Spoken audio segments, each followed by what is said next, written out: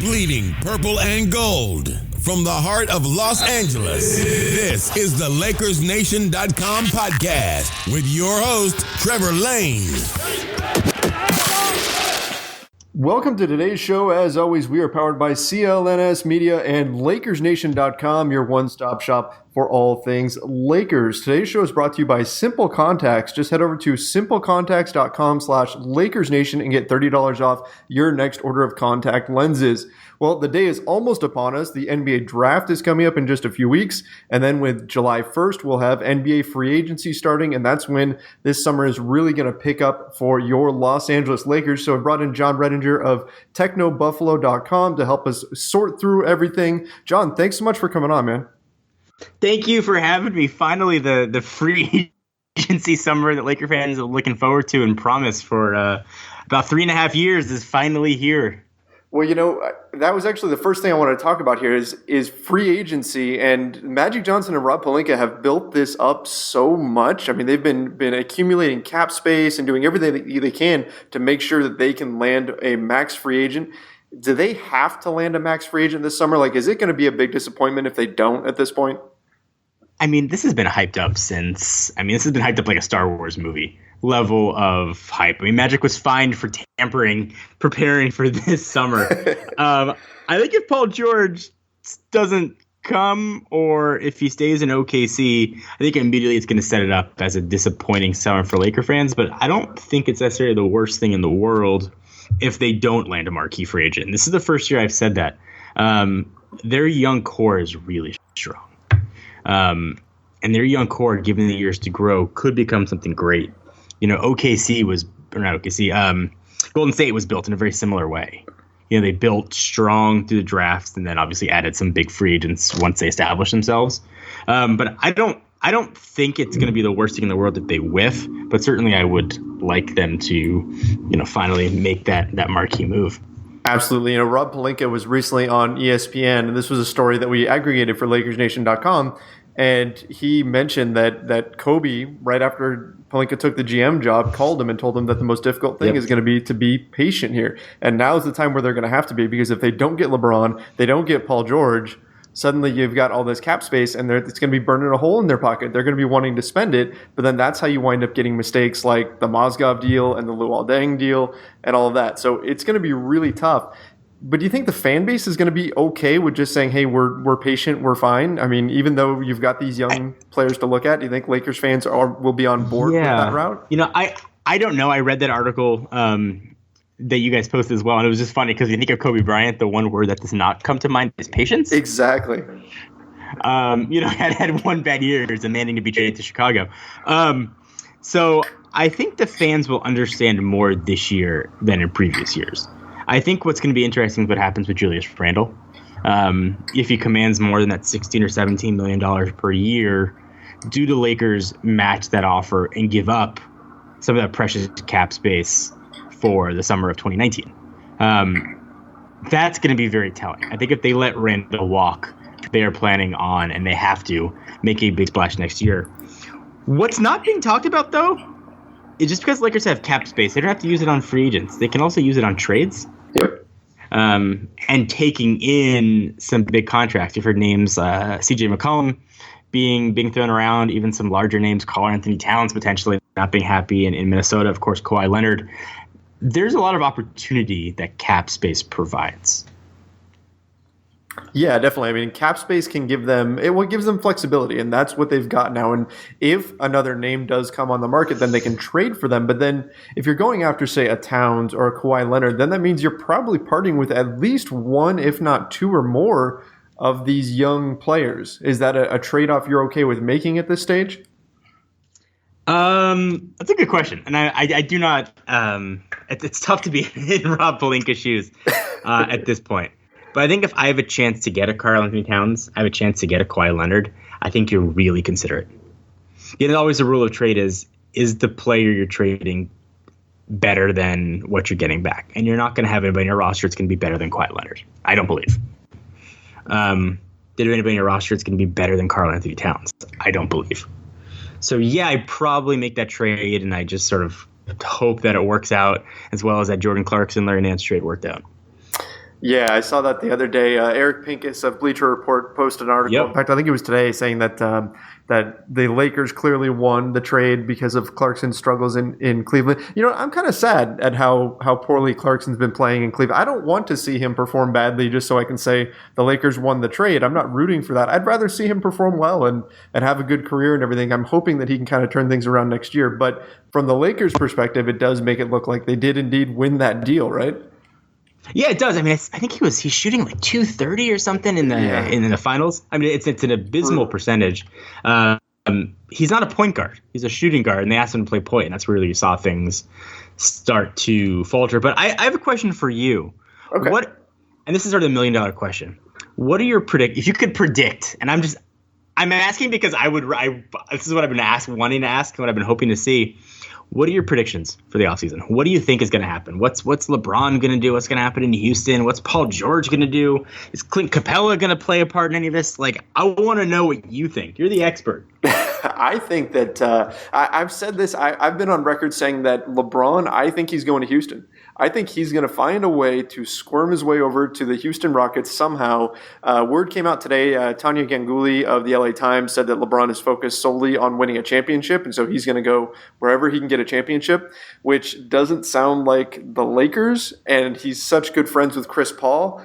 I think they're going to figure out a way to make that happen, but I'm going to say Paul George comes back home. I'm going to say he winds up with the Lakers, and he's a great fit. He's a great fit in a lot of different places, but I think he's going to wind up back home with the Lakers. And if it's just George and not James and not Cousins and not those guys, then I think that you wind up also keeping Julius Randle, which I certainly wouldn't be disappointed about. I don't know about you, your thoughts on Randle, but I think he's one of those core piece guys now after the season that he had, and he's somebody that you got to retain.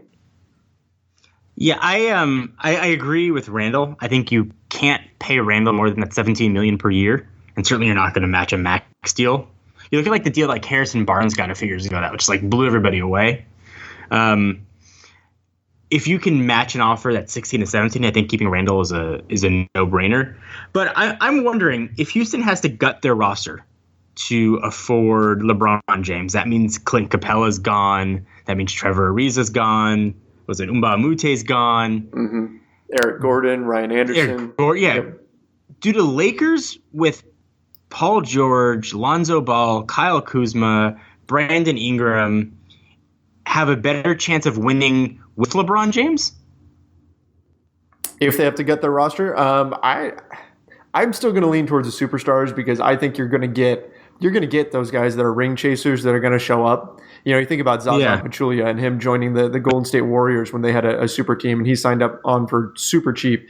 You know, you're going to see the same thing happen with the Rockets. If they have LeBron, and I think they can keep Capella because his cap hold is fairly low right now, and then they can bring him back in. Daryl Morey's a genius. He's going to figure out a way to make it work. But if you have a core to build around of Capella, LeBron, Chris Paul, and James Harden, I think players are going to flock there. You're going to get those guys that are wanting to just come and chase rings. And yeah, it's a scary thought, but at the same time, it'd be kind of cool to see a team that's ready to go toe-to-toe with the Golden State Warriors and they have the firepower to do it.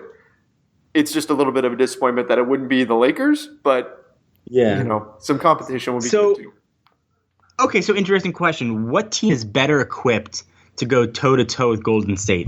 Is it a Houston team with LeBron James, Chris Paul, and James Harden? Or is it a Lakers team with Paul George, LeBron James, and the Lakers' young core? And it looks to be a very sort of burgeoning Thomas Bryant as well. Like, which squad is better equipped to compete for a championship?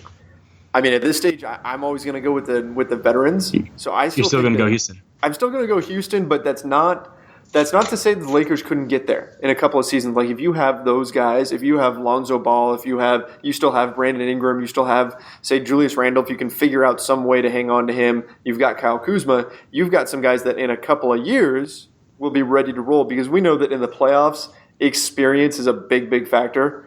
And so I think that rolling in with a team that's not quite ready, despite having those two stars, that will come into play when they're taking on the Warriors. But then the Houston Rockets would already have those veteran guys. They would have Harden. They would have Paul. They would have guys who have been there before. Well, Paul, of course, hasn't been to the NBA Finals, but those guys have been in high-pressure situations before. They've dealt with deep playoff runs. And so I would still give them the nod for right now. But Okay. Maybe the year after, or the year after that, I probably wouldn't. I respectfully disagree. I think a Lakers core with Paul George and LeBron James is a better team than what he has now in Cleveland. A better supporting cast. Obviously, I'd agree East, with that. Yeah. The East is weaker than the West, but that group got to the NBA Finals. I really feel strongly that I think if LeBron's looking at what's going to give him the longest championship window, teaming up with Paul George, and Woj reported they're going to have that conversation, teaming up with Paul George in Los Angeles, I think gives them equal chance as Houston with a longer window than what Houston has. Well, I definitely hope that you're right on that. That would be. I hope, man. That would be. You know what? I mean, that's going to be a really darn good team if they can pull that off. And I think the question would be, how quickly can the kids get ready to go? And I think about that Boston Celtics team, right? The what is it? 07, 08 Boston Celtics. Or no, wait, 08, 09. I'm talking about the first year, whatever the first year was. I've probably blocked it out at this point. The first year was that they got KG and Ray Allen and Paul Pierce all together. And they had a super team. And then everybody was saying, who's going to be their point guard? Rondo isn't ready. Rondo's not ready. He's too young, all this stuff. And then Rondo showed up and he was ready. And suddenly they had a championship team. And if you can get somebody to make a jump like that, if you can get Lonzo Ball to suddenly look like he's really ready to go and really ready to handle that moment, then you're in business. Then you're there. Kyle Kuzma, Julius Randle, all these guys, all the young guys, suddenly, if they pop, then yeah, you've got LeBron, you've got Paul George, and then you're steamrolling at that point.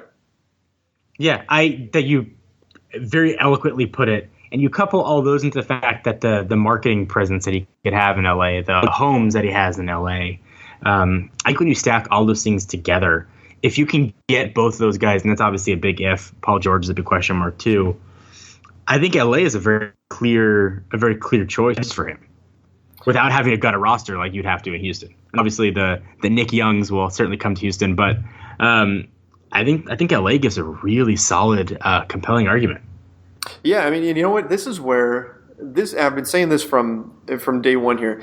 This summer, when that clock strikes midnight on July 1st, it's go time for Magic Johnson and Rob Pelinka, and particularly Magic Johnson, just because he's there. I mean, he's there to be the kind of the face, right? And he's that legend, but at the same time, he's that guy that's got to step into that conference room, meet with these free agents. He's got to flash that big, beautiful smile of his, and he has to sell these guys. On Lakers basketball. And I don't think there's anybody really better equipped to sell the current Lakers team than Magic Johnson. So that's going to be his time to shine. And I think this is where they're going to really earn their keep, is when they start to pitch free agents. Magic Johnson and Rob Pelinka do.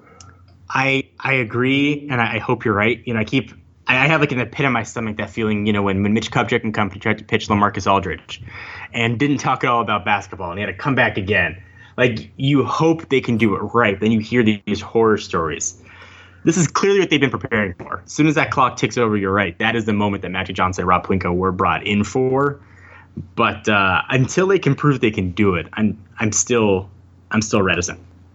Yeah. I mean, until that signature is on that paper and that contract is signed, yeah, I'm gonna be skeptical. And I mean, you think back even to DeAndre Jordan a few summers ago, right? Like he said he was joining the Dallas Mavericks, and the next thing you know, they're barricading the doors of his house, and the Clippers are flying there on a plane, and Mark Cuban is driving around trying to find DeAndre Jordan, and craziness ensues. So I mean, even once a player agrees verbally, like, it's not done until it's done, and so yeah, until they actually get the ink drying on that contract, I'm going to withhold judgment. But man, if they can get it done, if they can land some of these guys, that's going to be huge. We're going to take a quick break to talk about Simple Contacts. If you wear contact lenses and find yourself dreading your annual appointment to renew your prescription, then you're going to love Simple Contacts. It's a great new company that makes this annoying process very simple. Simple Contacts lets you renew your expired contact lens prescription and reorder your brand of lenses from your phone or computer in minutes. Simple Contacts brings the doctor's office to wherever you are, whenever you need it. You can take the Simple Contacts vision test online in 5 minutes. A real doctor reviews it and renews your prescription. You save time, money, and save yourself a headache. And if you have an unexpired prescription, just upload a photo of it or your doctor's info and order your lenses in minutes for a great price. They do all the hard work for you. This is vision care for the 21st century, people.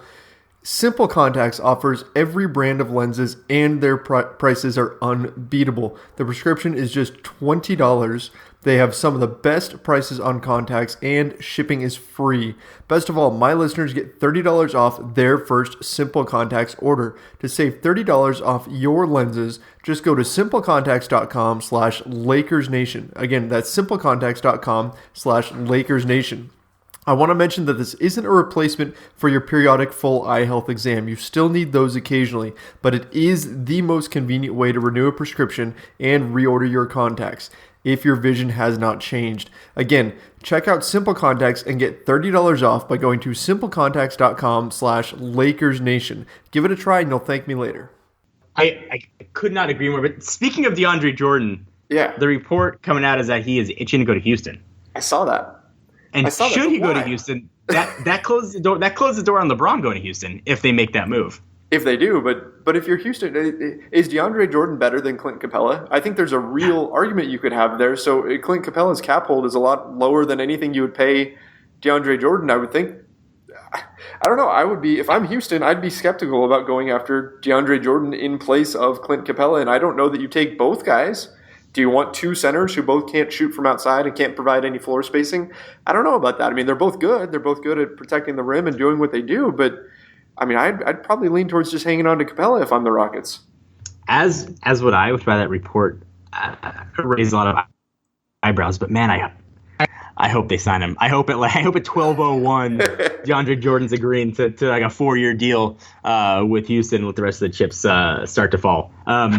I do think Philly, though, is a scary option, but the Colangelo stuff certainly plays in the Lakers' favor, for the likes of a lot of the free agents. Oh, John, I was just tweeting about that. I think it was yesterday, the day before, that this, free agency begins in 3 weeks, and this Philly stuff is popping up right now. That's good timing, I guess, for the Lakers. Now, it may be a little bit scary if they bring in David Griffin, because he's already.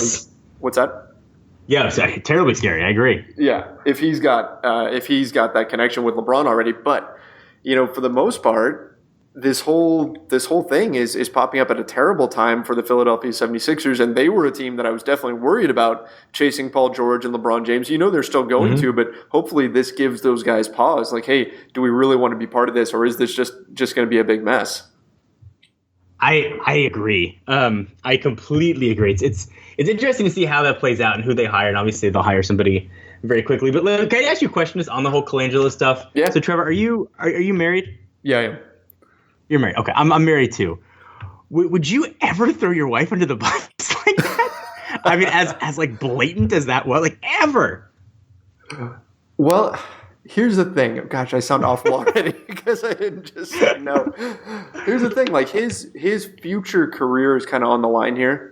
Clearly. Right. Because if he's behind those accounts, then not only is he losing the Sixers job, Colangelo, but he's losing any shot at ever getting a job in the league again. Right. Whereas if he can at least deflect that blame a little bit, and he could say, no, it wasn't me doing it. Oh, it was my wife. I apologize. I didn't know she was doing that. She didn't know she was doing something wrong by doing that. Whatever. However you can deflect that blame, that's going to make it a little bit more likely that maybe he does wind up with another job in the NBA at some point. I mean, his family has a long history in the league. So absolutely, I think that's got to come into play here too. But yeah, the optics of it just on the surface, looking at it and saying, man, it wasn't me. It was all her. It looks pretty bad. Yeah, that whole story was just, it was such like a TMZ, like made for TMZ tabloid story. It's why the NBA is the greatest. Yeah, it looked really bad. I didn't mean to digress away from the Lakers, but I wanted to ask you for that because I was reading what's going on. I was like, man, my wife would murder me. But I guess, if that's how you're supporting your family, you want to give yourself the best position to land somewhere else. Oh, I can imagine. Yeah, Colangelo is probably sleeping on the couch in his house at this point. But it's probably a lovely couch though, so he probably isn't too upset. Hey, let's talk about the draft a little bit, man. We've got the draft is coming up on June 21st. The Lakers have 2 picks. They've got the 25th and the 47th. Any thoughts on what they do with these picks? Like, would you be looking to trade the picks at this point, or do you just trust the scouting department and pick whoever they say is the best player available? Man, that's a good question. You have a lot of young guys already. Like, you got a lot of young guys already. I don't know if bringing in one more is going to change things, especially if it's a 2-3 year project away. There's some rumors floating around today with Milwaukee and Lonzo Ball, and if you read those as well, that perhaps they're looking to get rid of the Luol Deng albatross and dangling Lonzo in their pick for what is in Milwaukee, I think the 15th and Middleton. I did not see that one. That would be, I don't know. Would you do that? No, I don't think I would either. So. But I will say that would give the Lakers obviously a hole at point guard, but they would have the 15th and 25th pick. That's enough draft stock to move up. Move up into the top 10. Potentially, yeah. If there's somebody that they like, maybe they're sick of LeVar and the antics. I would probably look to trade the pick. That might be what you have to do to get rid of Luol Deng. Maybe it's Josh Hart, the 25th pick, and then you can get rid of Deng. Yeah, I can see that happening. I'd be okay with moving the pick in that type of scenario, but at the same time, I wonder, like, if you're in the Lakers' position with Luol Deng, right, and they don't land LeBron James, they don't land Paul George, then you don't need to trade Luol Deng. You can wait another year. You can keep his contract on the books. You don't have that urgency. So agreed. If you trade that pick now at the draft, and you use that positive asset to move Luol Deng's contract, plus you're probably going to have to give more, so say a Josh Hart, somebody like that, then you're giving up positive assets that maybe you didn't even have to lose. So I think that's the concern. But at the same time, if a move like that happened, I'd probably freak out a little bit because it means like they probably know something's coming, right? That would be my first reaction. And also kind of it's a little bit of a Jerry Buss gamble. Betting on yourselves. Mm-hmm. I'd be freaking out internally too, thinking that they know something is coming. But your point about not having to do anything with Deng's contract is certainly accurate. What I don't understand is why don't they just play him? That I had a hard time. I couldn't have my hand around that. Why not just play him? Right. At least help his trade stock. Yeah, I mean, towards the end of the season, they didn't play him, even though they had, they traded away Corey Brewer and they lost they had injuries and things like that. And so people were questioning, like, hey, why doesn't Luol Deng just play? You're paying him, $18 million to sit on the bench. Why not toss him in there? And I think, for a while they were holding him out, figuring, hey, we can try to move him and everything. And we don't want to put him out there and get him injured. And then we can't do anything with him. But you got to wonder, like, I mean, he's still practicing. Was he that bad in practices that they just thought that he couldn't help? Or what was going on there? It was a weird situation and uncomfortable for him too. And credit to Luol Deng because he didn't make a big fuss about it. He didn't rant and rave like a lot of guys would. He just came in and did what he could to help the young guys and tried to be a mentor and work with the team that way, even knowing that he wasn't going to get on the floor. I agree. I completely agree with you. So I wanted just to throw a little bit of information on the 25th pick, which is the Lakers are picking 25th, right? Yep. Okay. So I'm looking at a list of players who've been picked 25th from like 2013-ish to 1980. So going all the way back. There aren't that many names that are jumping out here. There's Al Harrington is in there. Carlos Delfino, Tony Allen, Shannon Brown, Laker fans remember, Nicholas Batum. Not that many names. You're not getting, I don't think, the next star at 25. So I think if you're evaluating what to do with that pick, even looking at history of the 25th pick, maybe trade it while it's got the most value. That's true, and that's a great point, but I'll counter with this. Couldn't you say the same thing for the 27th pick last season? And then they end up with Kyle Kuzma, right? It absolutely, 100%, you could say that. Do you think you can strike gold twice? That's consecutively? That's the question. How much do you trust the Lakers scouting department to hit it out of the park again? I mean, finding Kyle Kuzma and Josh Hart, finding Larry Nance Jr., identifying Jordan Clarkson, and then spending the money to get him. And he was a solid player for the Lakers. Can they do that once again, where they land a top talent later in the draft, a guy that's being overlooked by other teams? From my research in the draft, I think that the guy that they could get at 25 could be just as good as somebody picked at 15. This draft has that kind of depth. The question is the guy that they really want still there? And I think that's going to determine a lot of what they end up doing on draft night.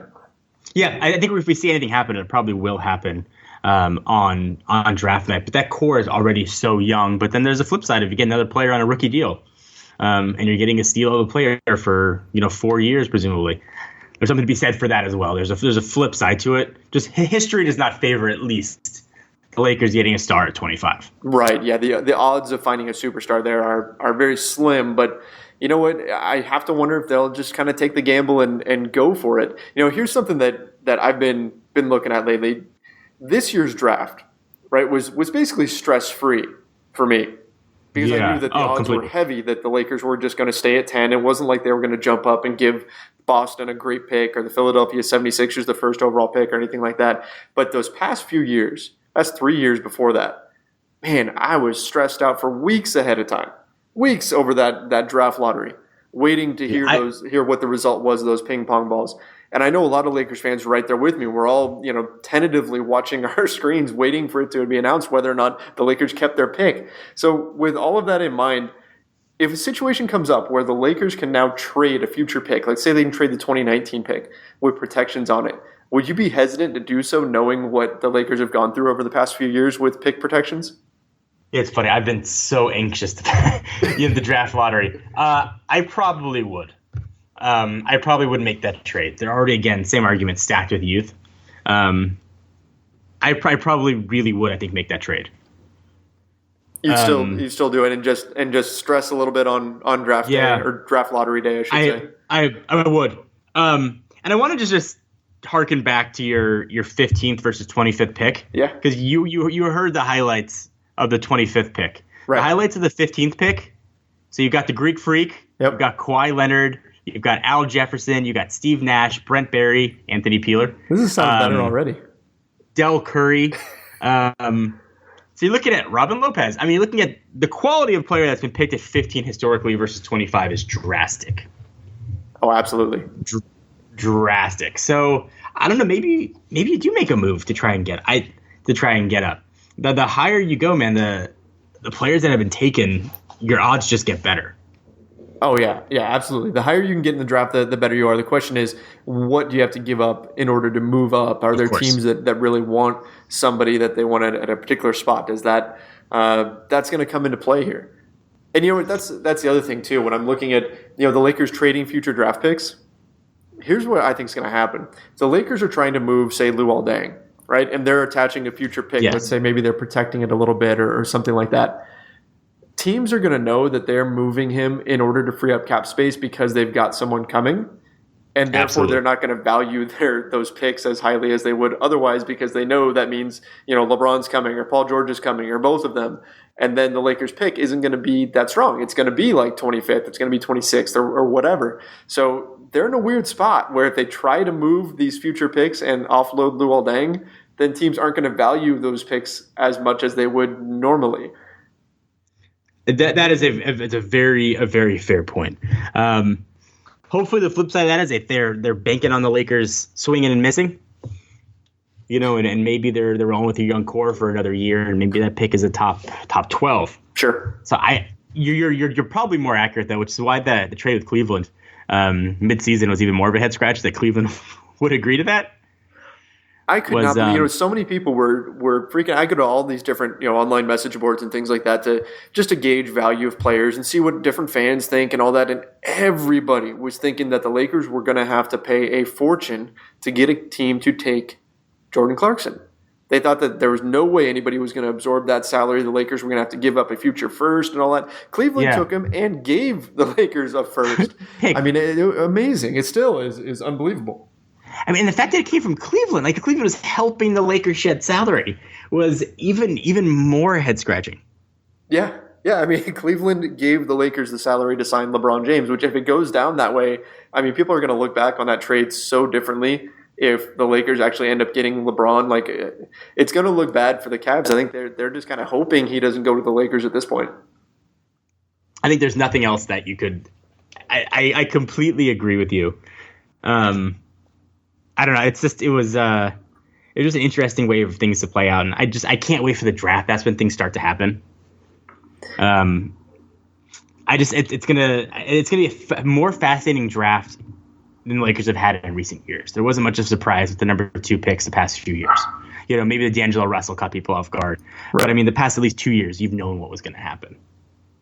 Right. Yeah, definitely. This one, you really don't know. I mean, there's a lot of different options available at 25. Plus, this whole idea of them moving the pick, I think is real, and I think it could really happen. So, I mean, I'm going to be watching the whole draft waiting for that Woj bomb, that tweet saying the Lakers have made a move. I mean, we've seen that Magic Johnson and Rob Pelinka are not afraid to wheel and deal at all. So I wouldn't be shocked to see them actually make a trade on draft night and see that pick move out. I mean, it's going to be a fun draft. That's for sure.